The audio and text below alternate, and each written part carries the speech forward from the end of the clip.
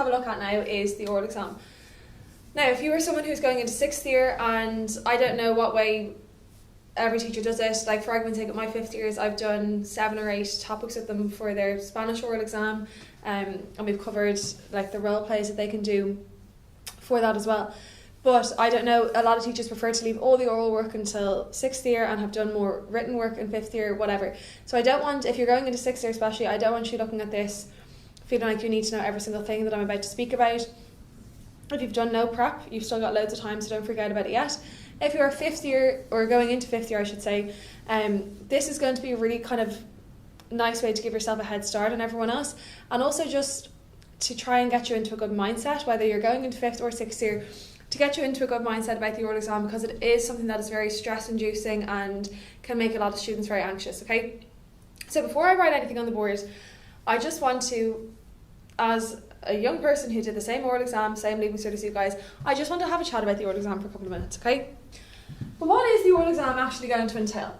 So like I just said earlier on, the oral exam is a 12 to 15 minute general conversation chat with the examiner, aka it isn't a recital. What a lot of teachers fail to help students with, or what a lot of students fail to pick up on in class, is that it's not something like the examiner's not going to go in and be like, tell me about yourself. And then you say your answer about yourself, and then at the end they just ignore everything you say and say, okay, tell me about your family. Tell me about where you live. It's not going to work that way. They're going to feed off what you give them. You need to kind of try and get into a mindset and realise that the examiner is going to think that you're bringing up everything that you're discussing for a certain reason. So let's say, for argument's sake, if I said, what's your favourite hobby? And you said, oh, I love cooking. I'm going to assume that you have an answer prepared about cooking, or about food, or I suppose nutrition, or something along those lines, or about French food. And I might say, oh, well, what's your favourite dish to cook? And what's your favourite French dish? And have you ever been to France? Do you love French food? What's your favourite food in general? Like, I'm going to try and lead the conversation into that, because as an examiner I would think that you're bringing it up for that reason. Or if you said to me, oh, I really love football, I might say, okay, who's your favourite team? Or like, do you support any Irish teams? Do you what league do you follow? Do you know what I mean? Like, I'm going to try and bring up more things about that topic, because I think that you're bringing it up because you want to be asked on it, okay? So the first thing I'm going to say is, this, you don't have to take this down, this is just so I have it in my head, right? Is to think of what the examiner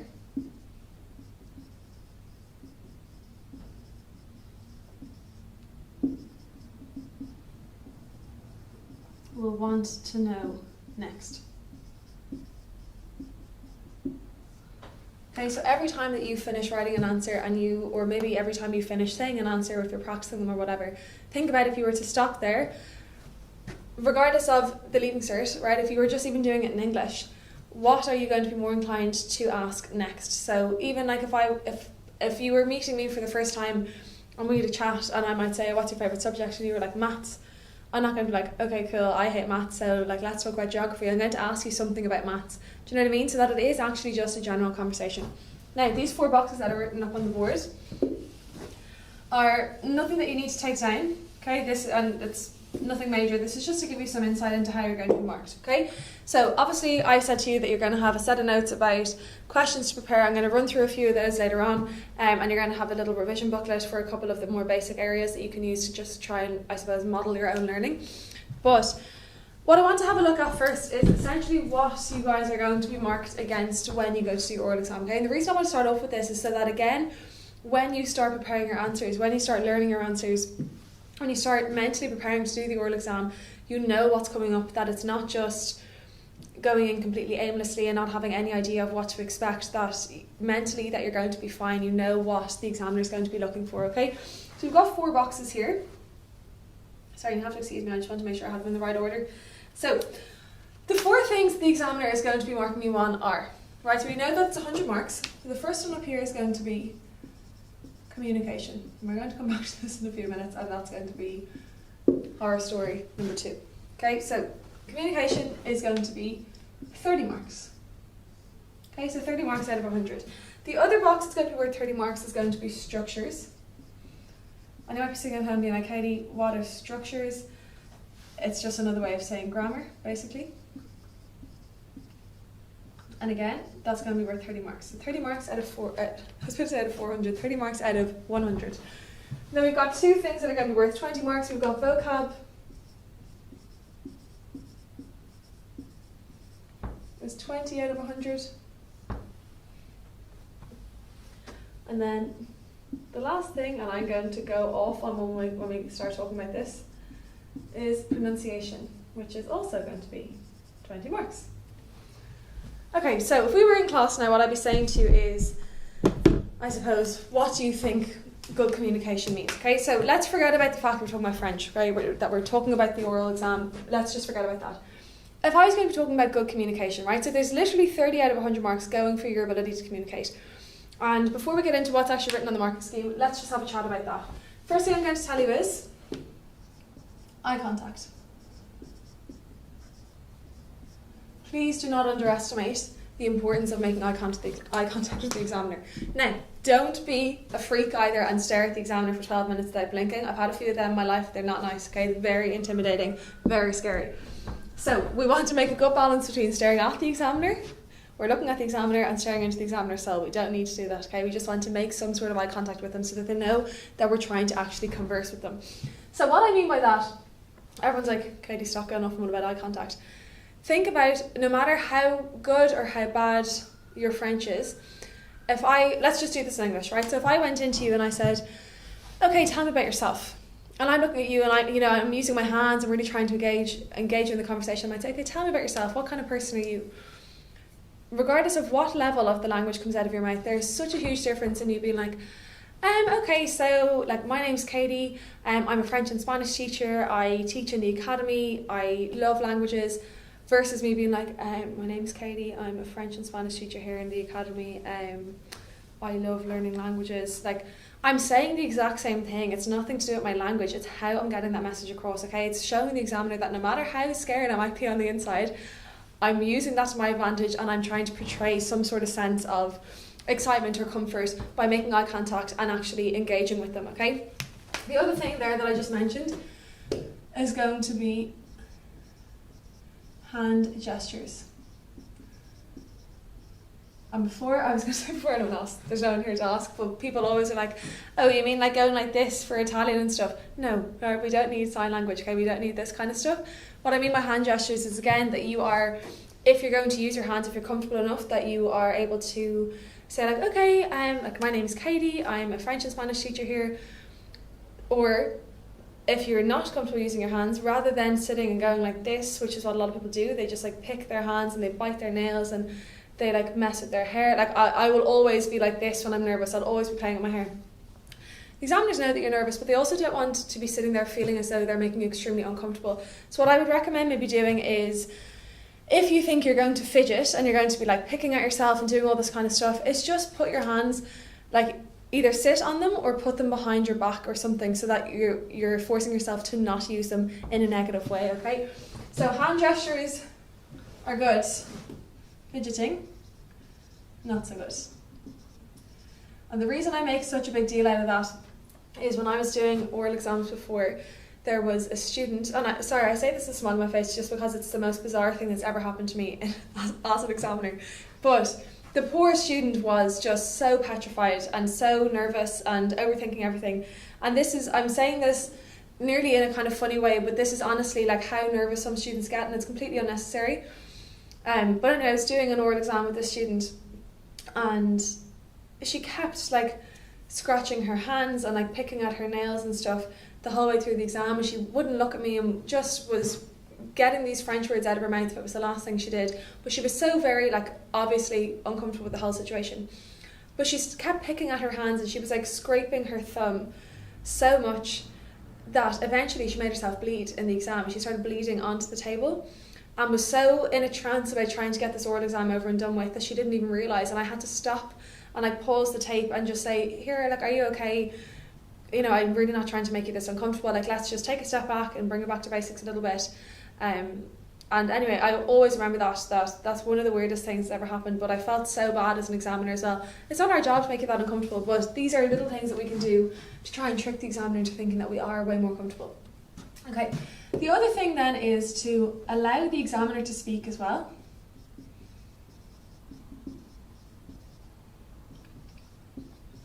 a lot of people think that you have to go in and just speak as much as possible until the examiner interrupts you. It's not that at all. You're having a conversation, so think of good conversation skills. You're not going to go out for dinner with someone and just speak over them the whole time.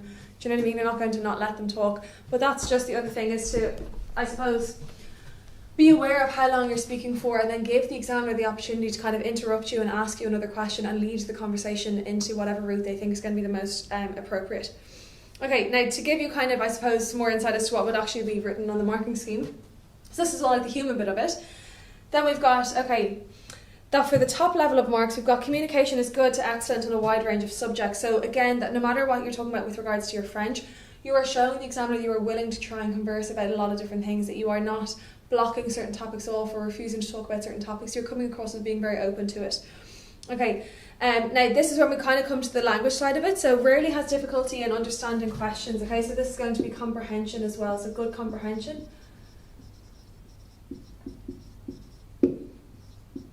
Which again, if you think about it, if you were just having a normal conversation with someone and trying to gauge their communication levels, that they're not misinterpreting, what you're saying all the time. Okay, shows ability to develop subject matter without the examiner necessarily asking. So like that, that's what I mean about actually conversing with the examiner, that if the examiner was asking you like, what's your favourite thing about your school, that you tell me your favourite thing about your school, but you expand on it a little bit without the examiner having to kind of, I suppose, probe you for more questions over and over again. Okay, and then this is something that's going to come into our written exam as well, right? And I'm going to kind of just flag it now because it's one of those things that sounds way more intimidating than it actually is. Okay, so understandable to, or by I should say, to French monoglot. Now Katie, what does that mean? Okay, anyone here who has done, I suppose, Leaving Cert Religion, or even like I suppose it would come up in Junior Cert Religion as well. If you think about like a monotheistic religion, okay, that is a religion that believes in one God. As far as I remember from Junior Cert history, talking about the Stone Age, there was a monolithic era. Oh, shock, Sarah's listening to me. There was a monolithic era as well, which was all about one type of stone, okay? This word mono just means one, okay? So what we're saying here is that if you were to speak to someone who only spoke French, they'd no knowledge of English, that it's just someone who only spoke French, would they be able to understand what you're saying? Okay, are they able to, I suppose, understand the message that you're trying to communicate to them? So that's the main thing here. This is not necessarily to do with your language. This is more about your communication and conversation skills. Okay, next thing then we've got structures and grammar. So let's have a look. We'll do this the opposite way around, right? So if we're looking at the marking scheme first of all, right, so we've got good to excellent knowledge of basic structures. Okay, so knowledge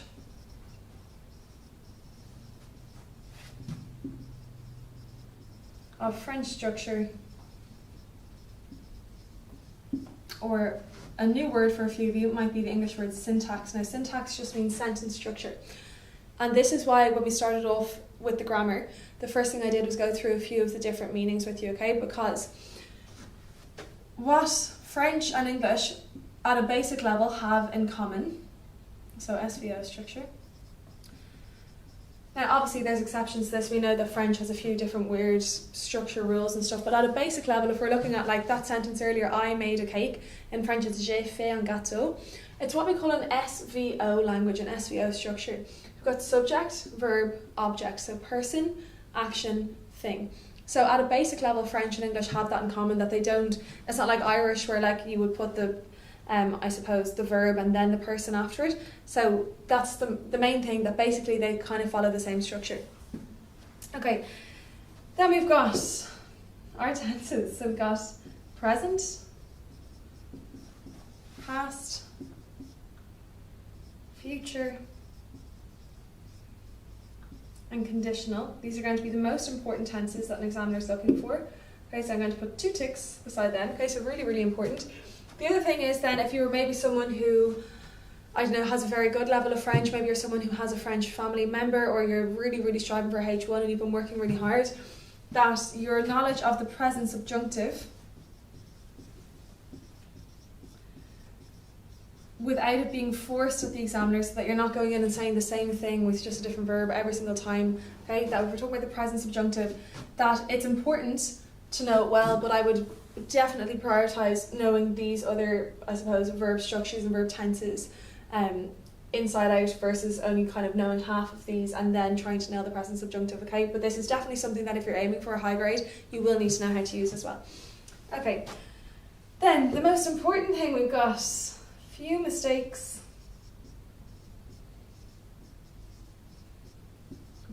In agreement. Now, for all of you that refuse to try and attempt a French accent or just read out every single letter in every French word you've ever read, this is where you're going to need to make a change if you're trying to do well on your oral exam, okay? We'll come back to pronunciation in a second. First of all, what is agreement? Agreement is, like we know, every noun in French has a gender, so we've got feminine nouns, masculine nouns, and everything then that we use to refer back to those nouns has to match. So if I'm going to be describing a man, then I'm going to have to give him a masculine article, and I'm going to have to use masculine adjectives to describe him, okay? And same thing if I was describing a girl, I'm going to have to use a feminine article and then use feminine adjectives to describe her as well. This is where you're going to need to know what letters to pronounce. So if you were, let's say for argument's sake, this is tying us into pronunciation as well, that if I was talking about, I don't know, something being big, right? So I'd have quand, if I was talking about a masculine noun, so I'd pronounce it as quand, I wouldn't pronounce the D at the end of it. But then if I was talking about something that was feminine, I would have to say quand. Okay, so that's what I mean, that it's obvious to the examiner that you have made the effort to make sure that your adjectives agree with your nouns, and they're only going to be able to understand that if you are pronouncing them correctly. Okay, then regardless of what's on the marking scheme, the other thing that I would also be kind of having a think about with regards to this, with regards to your structures, and again you'll see that these kind of all tie in together, obviously because they're all part of good communication and good conversation. I would also have a think about the structure of your answer. Okay, now what do I mean by that is that you'll see when we have a look through the revision booklet, like I was saying earlier about trying to think of what the examiner would like to know next, that maybe if you have, like say for me, right, so I'm an only child, so I don't have like loads of brothers or sisters that I could spend time like describing in the exam. So I would have to make sure that when I'm talking about myself and my parents that I'd have a good amount of information, but that I'd also think about, okay, when I get to the end of that bit, what way is my answer structured? Like, what am I going to lead the examiner into asking me next? Am I going to maybe go into like my extended family, like my grandparents, my aunties and stuff, or am I going to try and end it with like what my parents work as, and that might lead me into the world of work and my studies, that kind of thing. So the structure of your answer is also going to come into that as well. Okay, your vocab then. So we've got, let's have a look. So marking scheme. Excellent knowledge. Sounds very fancy altogether. Okay, excellent knowledge of everyday vocab. So that would be things that I suppose you've been learning throughout the last 6 years, that it's not just, okay, these are things that you have to learn as a Leaving Cert student, that it would be all the basic vocab that you've picked up from, say, first year onwards. Okay, that you'd have to have a really strong knowledge of them. And like I was saying there earlier, there's no point in learning the present subjunctive if you don't know how to use all the basic tenses. There's no point trying to learn, 100 unbelievable, like really weird French words if you don't have a good grasp on everyday French, okay? That's the first thing. Then we've got what we call, and this is every Leaving Cert student's least favourite word when it comes to the oral exam, abstract topics managed well. Okay, and that's like, everyone wants to know, what is the examiner going to ask me? Am I going to get any weird questions? And one of the ones we're going to have a look at during the week is being a young person in the modern world. Everyone's like, oh my god, is the examiner literally going to be like, Katie, what's it like being a young person in the modern world nowadays? The chances of that happening are very, very slim, but if you start talking about maybe problems that you're having in school, or how stressed you are about the exams and stuff, they might lead you into, okay, and do you think young people nowadays are under a lot of stress in general, or do you think that young people nowadays suffer with poor mental health? Something along those lines, that by having that topic done as a whole on being a young person in the modern world, you're going to be able to handle that topic well, okay? So that's what I mean by like an abstract topic, something that's a little bit weird, that it's not necessarily just about you. Okay, I would also then say as well, when it comes to vocab, I usually start off, I actually might do it for the rest of the week, that what if you have ever come to one of my grinds or a course or something with me, you'll know that I'll always try and start off the class by putting like a phrase du jour, so like a phrase of the day on the board, and it'll be like a saying in French or a French proverb, or like the equivalent to like a shanukkel in French. But basically the reason I give them is so that whether it's in your oral or your written work, is that you can implement them to try and sound a little bit more French. So for argument's sake, if you were going to say in English, like, it's raining cats and dogs, that makes no sense in any other language, okay? Like I was watching one on Instagram last night, and apparently in Italian you don't say you're falling in love, you say you're on the train to love, which is cute, but like, it's not the same thing. Like, if I was going to say to someone like, oh, I'm on the train to love, they'd be like, what's wrong with you? Do you know? That every language has different ways of kind of saying the same message. So there's loads of ways to find these. Instagram's probably your best bet. Even if you just like search the hashtag French or Francais or something, loads of phrases tend to come up, and then you can see what pages you like. But idiomatic phrases or sayings are really, really impressive. But the other thing I would also say as well is, I don't know what necessarily to call them. I would say like connector words. So what I mean by this would be things like alors, d'accord, whatever, like little things like that. So if you're a person that you end up, you know in your own head that you always say, no matter what language you're speaking in, that you're always like, or everyone's favourite word, like,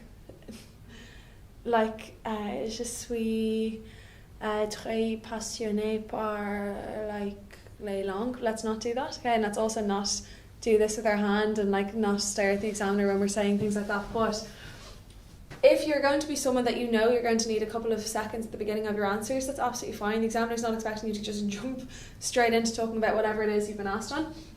But like the difference between me saying like, I don't know, quels sont les problèmes plus grands pour les jeunes dans le monde moderne? What are the biggest problems for young people in the modern world? And you're sitting there sweating, nervous, being like, I really want this exam to be over. And you're trying to buy yourself a couple of seconds. Imagine the difference between you being like, or if you just took a second and said, alors, je pense que, like, you're still getting yourself the same amount of time, but you are not interrupting your French exam with English filler words. Like, is how we do it in English. There's other ways of pronouncing that word in other languages, but having little connector words like this that kind of give you the chance to have a few seconds at the beginning of your answer, are such a good way of, I suppose, buying yourself a little bit of time, but also not losing track of the end goal, which is again to have this French conversation which could be understood by a French monoglot and could impress someone with a good standard of French. Okay. Now, speaking of impressing people, pronunciation. Okay, first thing I'm going to write up here is the bit that no one wants me to write. Accent is important.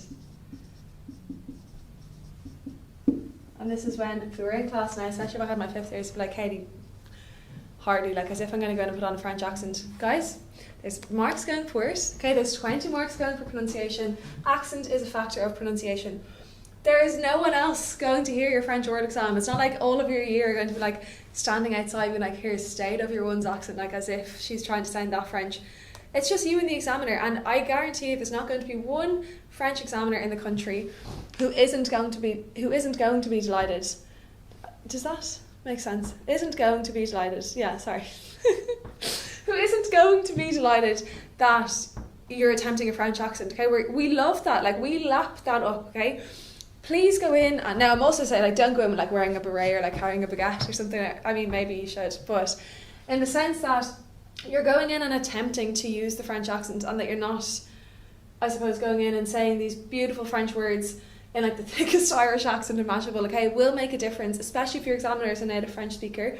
It will make a difference to how easily your French is understood, okay? So your accent is important. Okay, then we've got a few mistakes.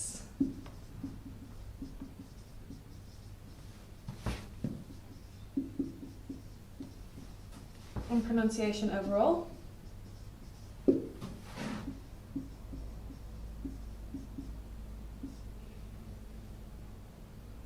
Okay, and then we've got a few mistakes in what we call targeted phonetics. Now, what does that mean? That means that the phonetics that are used in your target language, okay, so the sounds that are used in French, so like all the really weird stuff like that, very like nasally sound, or the French or, so like that sound, that you're able to try and at least attempt them, or that you're showing the examiner that you know kind of how they should be pronounced, maybe you have a little bit of difficulty with them, that's absolutely fine, but that you're making an effort to do that, okay? The other thing then, we'd also have things like liaison. So that would be like that kind of z sound between some words. So like the first example I would think of there would be like if you were to describe how you look, you would say like j'ai les yeux bleus.